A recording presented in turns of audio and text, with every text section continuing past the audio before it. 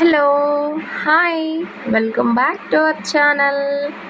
So ఇది వచ్చేసి egg fry with chapati అండి. సో ముందుగా ఎగ్ ఫ్రై ఎలా చేయాలో చూసేద్దాం.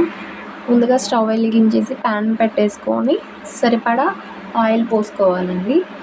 ఆయిల్ పోసేసుకొని మనం కట్ చేసి పెట్టుకున్న ఆనియన్ పచ్చిమిర్చి వేసి కొంచెం సేపు దూరగా మగ్గనివ్వాలి.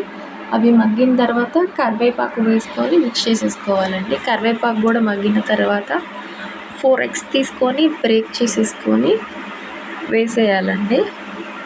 ఆ ఎగ్స్ బాగా మిక్స్ అయ్యేలాగా కలుపుకోవాలి. అలా కలుపుకొని ఒక 2 మినిట్స్ అలాగా మీడియం ఫ్లేమ్లోనే ఉంచేసేయాలండి. సో అది బాగా మగ్గుతుందన్నమాట.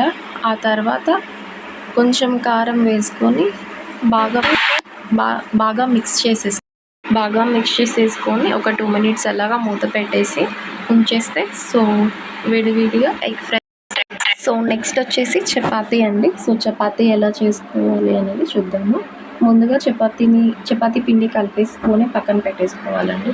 ఆ తర్వాత రౌండ్గా బాల్స్ చుట్టేసుకొని పక్కన పెట్టుకొని ఒక బాల్ తీసుకొని రౌండ్గా చేసుకొని ఆయిల్ అప్లై చేసి ఫోల్డ్ చేసేసుకొని మళ్ళీ రౌండ్గా చేసుకొని ప్యాన్ పెట్టుకొని ప్యాన్ హీట్ ఎక్కిన తర్వాత చపాతీ వేసుకొని చక్కగా అటు ఇటు కాల్చుకుంటూ ఆయిల్ అప్లై చేసి చక్కగా నీట్గా చపాతీ కాలేలాగా కాల్చేయాలండి.